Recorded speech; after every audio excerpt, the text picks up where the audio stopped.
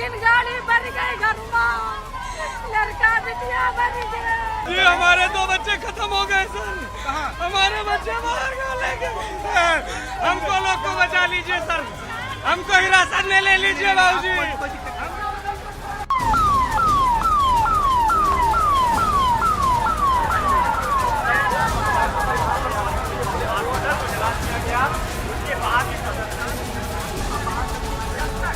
दिल दहला देने वाली ये तस्वीर यूपी के बहराइच की है। सोमवार को जहां कुछ उपद्रवियों ने मिलकर घरों में तोड़फोड़ की और गाड़ियों को आग के हवाले कर दिया, घर का सारा सामान जला दिया, लोगों को घरों से निकाल के पीटा बहुत ही बुरी तरीके से। इसमें कुछ लोगों की जानें भी चली गई।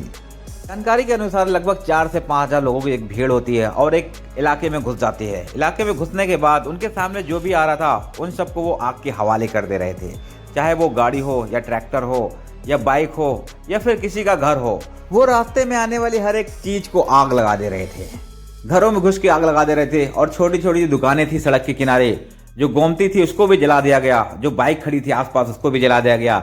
इवन जो ठेले लगा के शाम को कुछ अपना सामान बेचते हैं, छोटी मोटी दुकानें लगा के ठेले पे घूम घूम के गाँव में बेचते हैं, उनका ठेला भी जला दिया गया। भीड़ इतनी उग्र थी कि उनके सर पर खून सवार था। जो भी सामने मिल रहा था उसको पीटते हुए, मारते हुए, आगजनी करते हुए आगे बढ़ते जा रहे थे।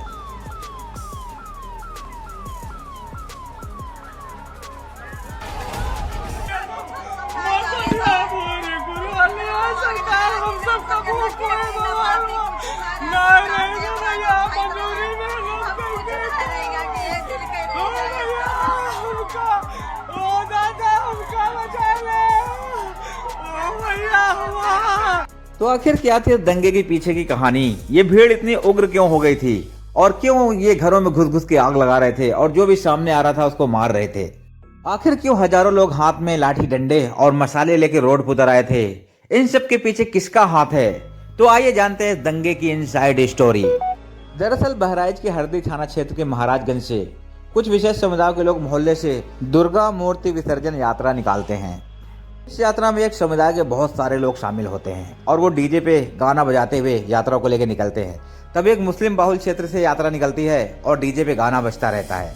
आरोप है कि मोहल्ले में पहुंचने के बाद ये धार्मिक गाने को चेंज करके एक विशेष पार्टी के गाने लगा देते हैं, जिसमें मोदी योगी के गाने बजाने लग जाते हैं। बताया जाता है कि तभी मोहल्ले के कुछ लोग आते हैं और इनसे गाने की आवाज़ स्लो करने के लिए कहते हैं या फिर गाने को बंद करने के लिए कहते हैं। आरोप है कि गाना बंद करने की आग्रह करने के बाद भी गाने की आवाज़ को और बढ़ा दिया जाता है और वो गाना बजता ही रहता है। इसी दौरान दोनों पक्षों में कहासुनी होने लगती है और ये धीरे धीरे एक हिंसक झड़प का रूप ले लेती है। आरोप है कि इसी दौरान कुछ लोग छत पर चढ़ जाते हैं और छत पे से उस यात्रा पे पथराव शुरू कर देते हैं। तभी इसी यात्रा की भीड़ में से एक युवक निकलता है जिसका नाम था राम गोपाल मिश्रा, और वो छत पर चढ़ जाता है। छत पे एक मुस्लिम धार्मिक झंडा लगा होता है, वो धार्मिक झंडे को ग्रिल सहित उखाड़ देता है। उखाड़ने के बाद वो अपना धार्मिक झंडा वहाँ पे लगा देता है। इसी दौरान वहाँ पे गोली चलने की आवाज़ आती है और गोली जाके सीधा राम गोपाल मिश्रा को लगती है और वो वहीं पे गिरता है और उसकी मृत्यु हो जाती है। जानकारी मिली है कि उसके बाद वहाँ पे 15 से 20 राउंड और भी फायरिंग होती है, लेकिन गोली किसने चलाई और कब चलाई किसी ने नहीं देखा।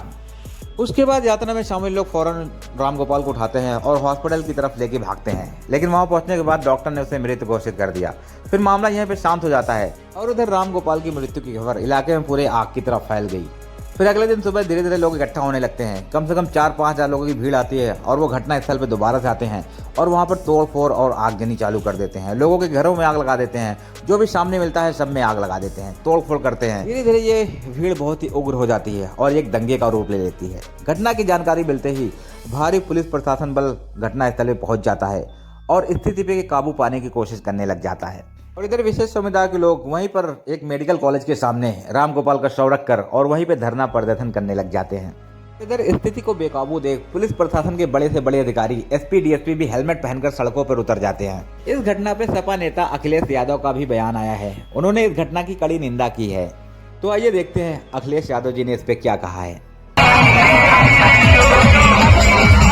उन लाउड स्पीकर्स पे क्या बजाया जा रहा है, अगर ये बात मैं कहूँ तो हो सकता है सरकार कुछ और बात करे, लेकिन कम से कम प्रशासन को ये ध्यान रखना चाहिए था कि आखिरकार क्या बजा रहे हैं, क्या किसी को अपमानित कर रहे हैं। घटना के बाद शहर की हालत काफी तनावपूर्ण हो गई है। घटना का संज्ञान लेते हुए मुख्यमंत्री योगी आदित्यनाथ ने भी लखनऊ से अपना बयान जारी किया है। उन्होंने अपने बयान में कहा है कि माहौल को खराब करने वालों को बख्शा नहीं जाएगा और साथ ही अधिकारियों को आदेश दिए हैं कि उपद्रवियों की पहचान करके उन्हें कड़ी से कड़ी सजा दी जाए।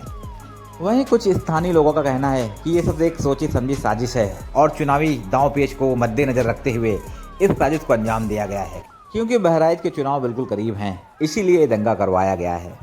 तो आप लोगों की इस घटना के बारे में क्या राय है, कमेंट में जरूर बताइए और वीडियो अच्छी लगे तो लाइक करिए और चैनल पर अगर नए हैं तो सब्सक्राइब कर लीजिए। ऐसी बहुत सारी वीडियोज आपको सच्ची घटनाएं मिलती रहेंगी।